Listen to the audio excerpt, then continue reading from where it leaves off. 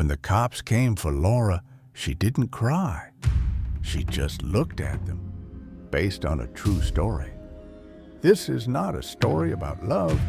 It's a story about calculation, silence, and what happens when you trust the wrong person. Everyone said Laura and Mark were the perfect couple.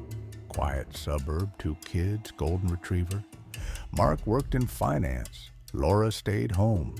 They smiled at BBQs and waved to neighbors. But behind the blinds, things were falling apart, and no one saw it coming. Not until Mark was found dead in their bedroom, a half-empty wine glass on the nightstand, and a $2 million insurance policy with Laura's name on it. Mark had recently switched life insurance companies. Bigger coverage, faster payout. Laura had encouraged it, said it was smart for the kids. He laughed at first, then signed. 2 weeks later, he started complaining of headaches. His friends thought it was stress. But Laura? She started shopping for funeral clothes before he even saw a doctor. The night Mark died, Laura told police they drank wine, watched a movie, and he went to bed early. But neighbors said they heard yelling, a crash. Silence. Then Laura was seen putting something in the outdoor trash bin at 2 a.m.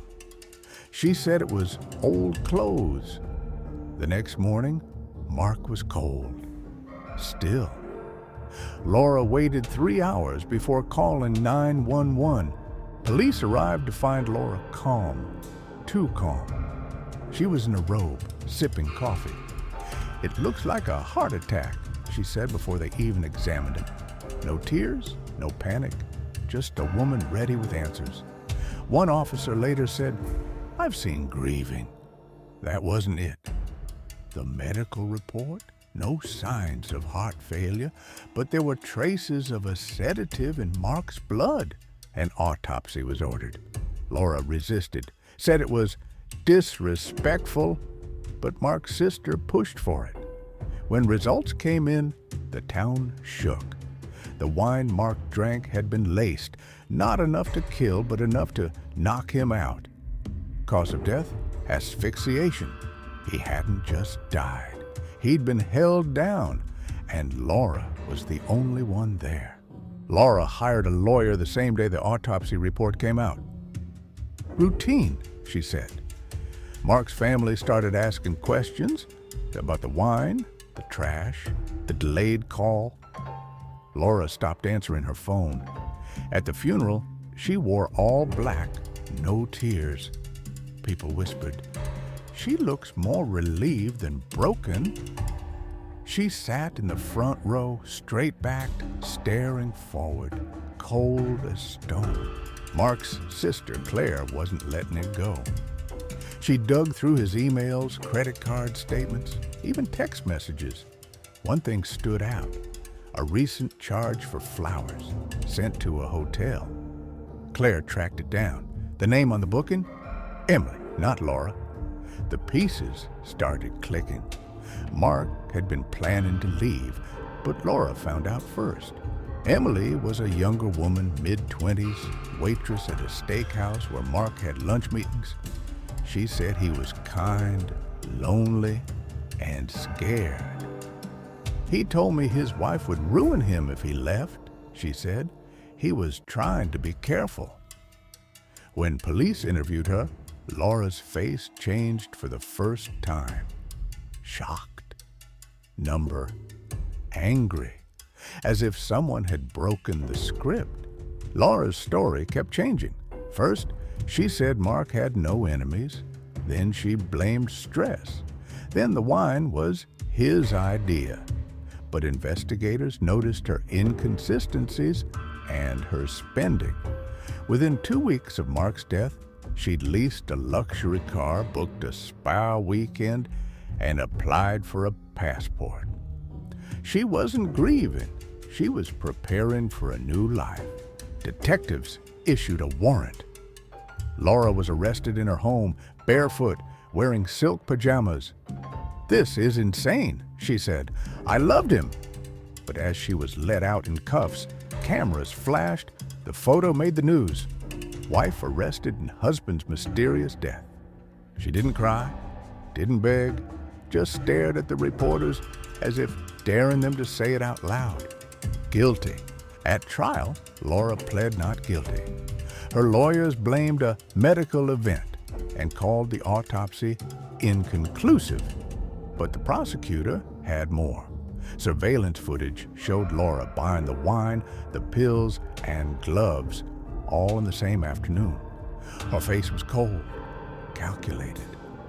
The jury leaned forward when they saw it. This wasn't a grieving wife. This was strategy in motion. A neighbor took the stand. "She asked if I heard anything that night," he said, "then told me not to worry. Just a bad dream."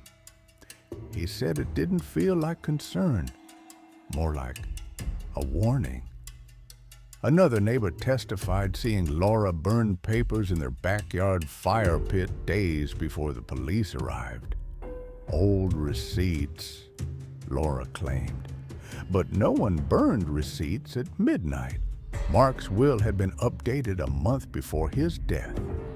Laura's name was on everything: house, savings, pension.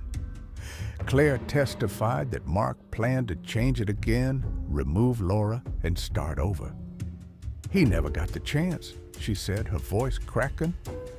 In the gallery, Laura watched with a slight smile, like she already knew the outcome, like she didn't care. The defense tried to twist the story, said Laura was emotionally abused, trapped in a cold marriage. But there were no records, no therapist, no signs of struggle, only receipts, emails, poison traces, and a timeline that didn't lie. The jury looked tired, like they had already made up their minds. Laura kept staring straight ahead, still, frozen, hollow. The verdict came in the next day. Guilty, second-degree murder, sentenced to 32 years. Laura didn't flinch. No tears, no outburst, just a long breath and a slow blink. As they led her away, Mark's family stood together. Claire whispered, "He deserved better." Outside the courthouse, the town watched in silence. One life gone, one wasted, and millions left behind. Laura was sent to a medium-security prison 3 hours from town. She kept to herself. No visitors, no calls. She refused interviews. Inmates called her the widow. One guard said she spoke only once in her first month. He shouldn't have smiled when he packed.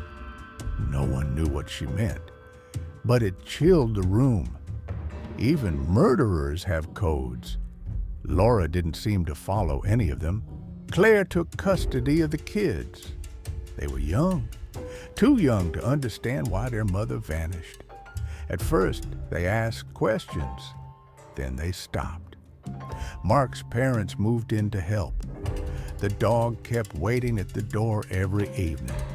Claire said she never let them forget Mark, but she never mentioned Laura's name again.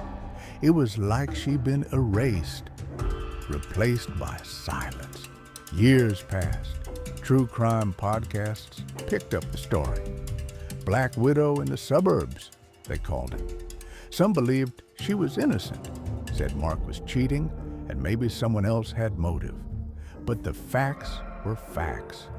The internet spun theories. Meanwhile, Laura served time, never flinched, never wrote letters. She existed like fog, present but never touched. On the 10th anniversary of Mark's death, Claire visited his grave alone. The grass was trimmed, flowers freshly placed, but something was different.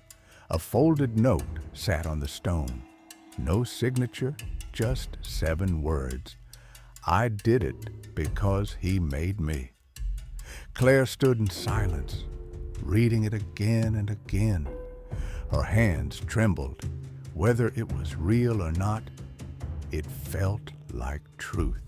Some say Laura finally spoke in year 12. A reporter claimed she whispered something before walking away from an interview room. No one caught it on tape. The prison denied it happened, but the guard who was there still remembers. It wasn't regret, he said. It was pride, like she'd won something no one else understood.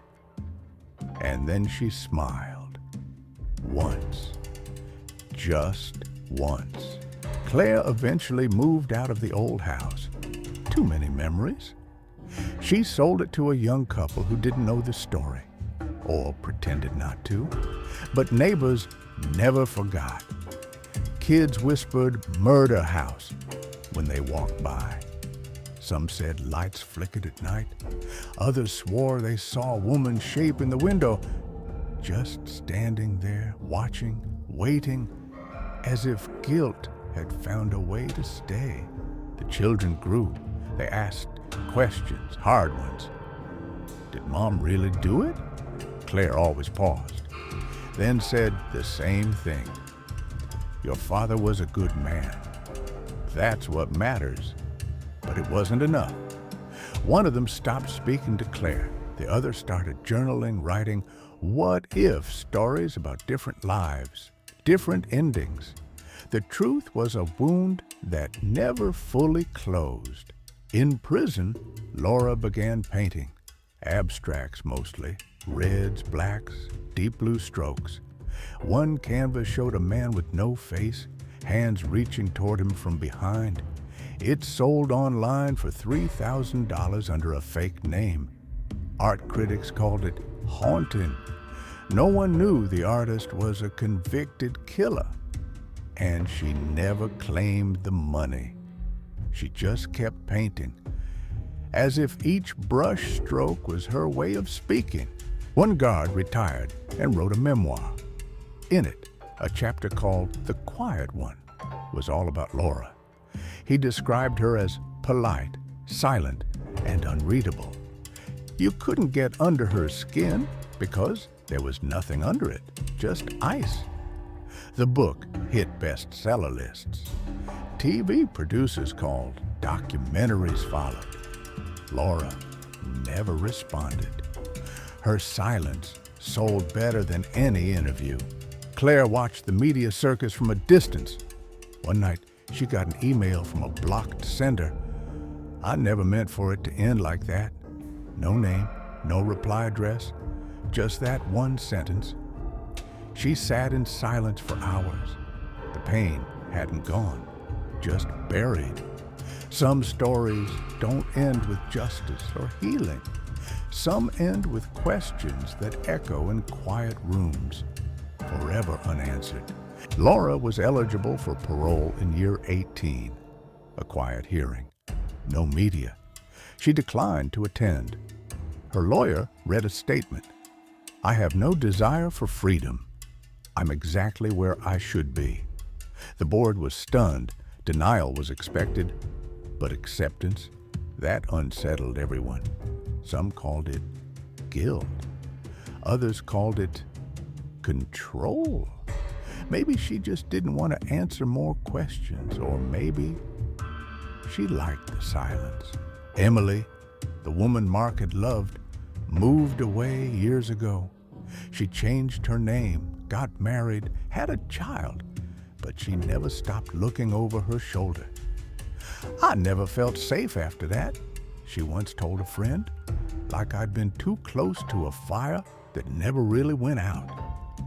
Mark's name wasn't spoken in her home, but every birthday she lit a single candle and whispered, I remember. Mark's grave stayed clean, always flowers. No one ever saw who left them. Claire thought it was Emily. Emily thought it was Claire. Maybe it was one of the kids. Or maybe Laura, smuggled through someone else. That's the thing about love and guilt. Sometimes they wear the same face. And sometimes the dead are remembered by the ones who hurt the most. In the end, people moved on. New families bought the houses. Kids stopped whispering. The town rebuilt itself. But there's always one neighbor who remembers. One drawer with the old newspaper. One podcast episode that still trends.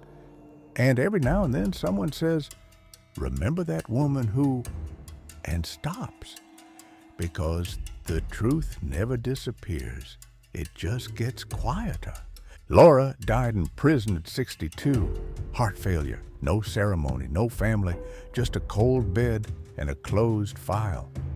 But the story didn't die with her. It lived in whispers, in late-night retellings, in lessons parents gave their kids. Never trust what smiles too hard.